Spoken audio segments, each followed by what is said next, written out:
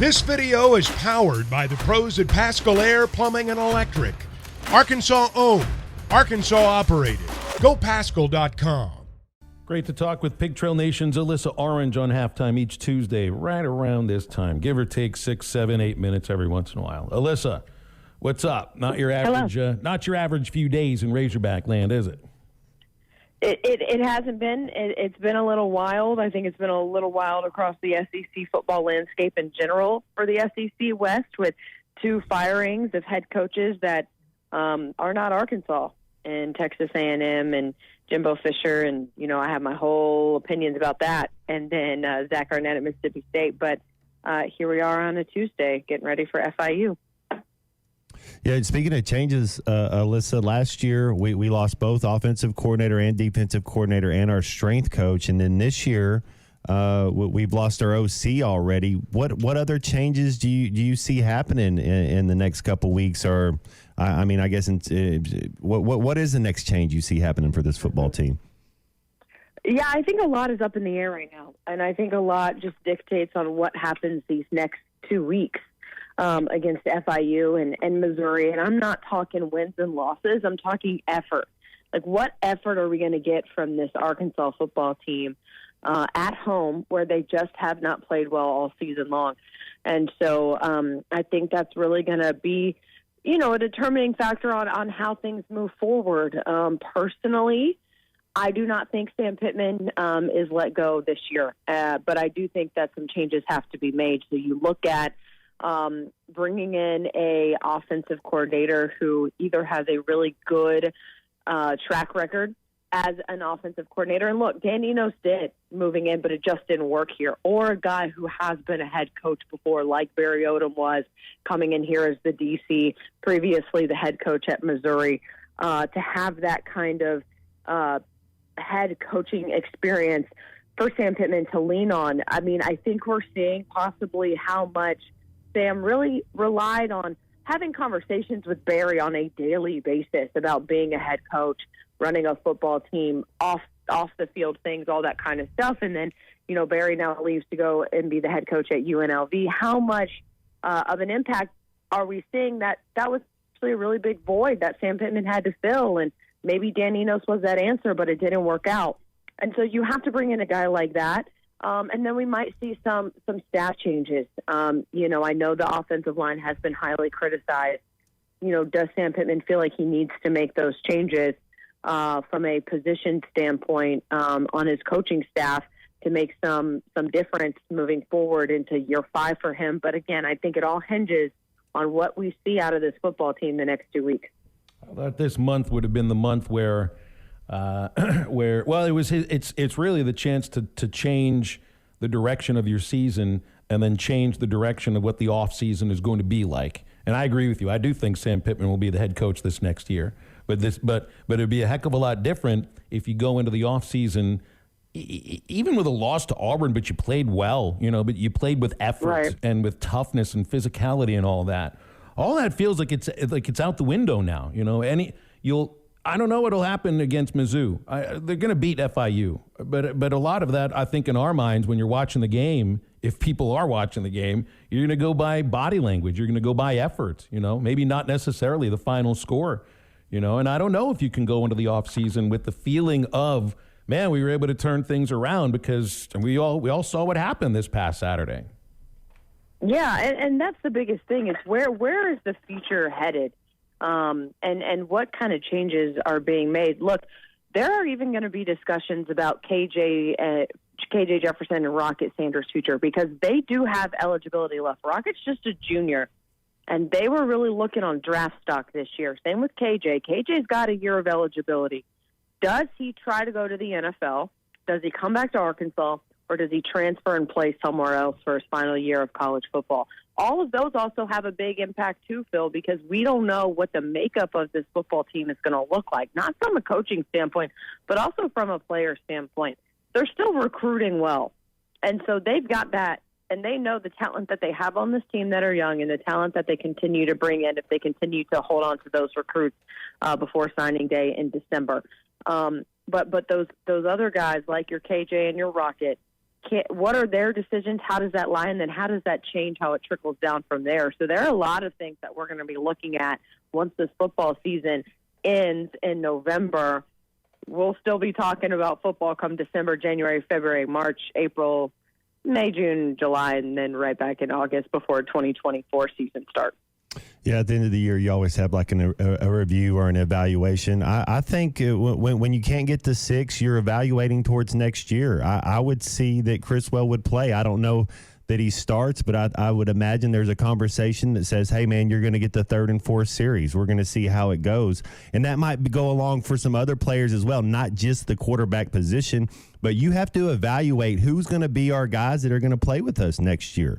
It's 100%, and these are 2 games that you get to do, 2 real live action games that you get to do it in.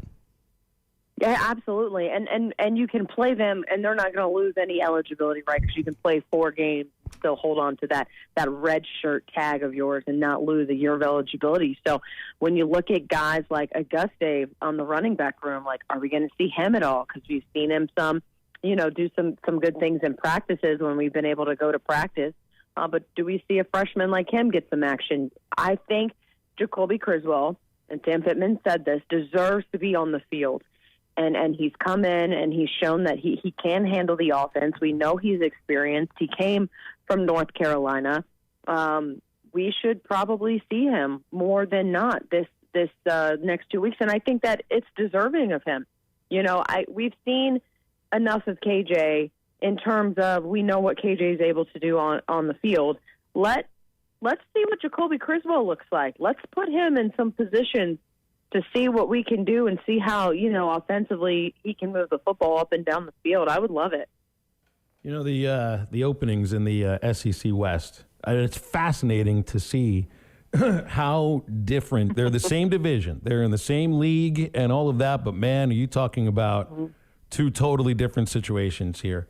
A&M was literally handed a giant check worth $160 million at halftime of the Mississippi State One game. of the most baller moves ever. I mean, incredible. Right. Half that money, or a little under half that money, is just going right into Jimbo Fisher's pocket, all right? I don't know what Zach Arnett's buyout is, but he was making $3 million. I don't know if he had much of a buyout. I think it was just a 2-year deal that he'd signed anyway. Right.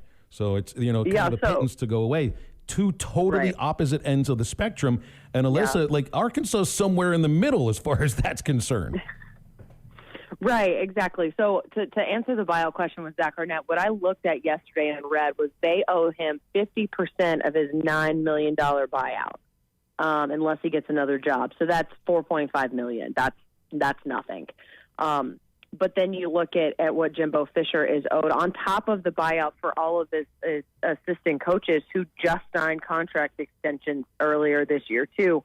That's a lot of money. That's close to $100 million. I obviously have some personal feelings about A&M and Jimbo Fisher, and that is not a secret or lost on anyone. And I texted one of my friends from college that said, A&M thought they could buy themselves a championship. Instead, they're buying Jimbo Fisher a private island. And that's just what happens when you try to throw money at somebody and hope that they're able to coach you to a national title. I'm grateful that Jimbo Fisher and that 2013 team won a national title for my alma mater, but there is no love lost, nor do I feel bad for Jimbo Fisher whatsoever. He can take his $76 million and go disappear for all I care. So I'm a little disappointed with Mississippi State, just looking at pulling that trigger after 10 games. I don't know why you do that in the middle of the season. It was an impossible move to try to replace Mike Leach after what happened less than a year ago with his passing. But, that I've seen people are like, well, this was their John L. Smith move. Well, I think everyone that's probably not the smartest thing to do. And I just feel like Zach Arnett at least deserves some more time to build things up and to see if he actually can be a head coach instead of 10 games in. Because if this was going to be your John L. move, let the guy finish the final 2 years or 2 games of the season. You could win those games. There could be a miracle in the Egg Bowl and you beat Ole Miss and now you're bowl eligible. You never know what's going to happen. That one was a little bit more of a head scratcher for me. I think everyone saw the writing on the wall, though, at A&M. Yeah, I think they did. We were just kind of it's just the sticker shock of the number. That's just amazing. Oh, yeah. It really is amazing to look at that number and say, well, I think the second largest buyout is maybe $55 million less. It's amazing. And you know the thing about this is A&M just kind of ruined the whole salary scale for the rest of the country in some of these cases. And it's a school that is not Alabama. It is a school that is not Georgia, Ohio State, Michigan. They view themselves in a way that nobody else in the country does. Mm-hmm. They do, but find me a title to go with it. That's right. That's what I mean. You can go like, okay, cool. So you have a lot of money, but you haven't spent it very wisely. What does that make you? Yeah, I agree. Hey, I do want to ask you real quick, Alyssa. I saw where how much do you pay attention to the teams in your division with the Dolphins? Because I saw where the Bills fired Dorsey today. Yeah, no, I've been paying attention. You know, it's the Dolphins were off this past week, so that was kind of nice to just relax on a Sunday and not have anything to do.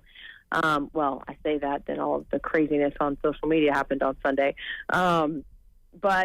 Yeah, no, I have no love lost for the Bills or the Jets or the Patriots. But the Bills are just trying to figure stuff out right now. I mean, they're too talented of a roster to be struggling and not having things click the way that they thought they would. And so that's not very surprising. The Patriots, that's what's kind of crazy is that they still continue to struggle with some just really bad choices. I just don't think Mac Jones is the guy. And you're not used to Bill Belichick being, I think, whether it's 2-7 right now.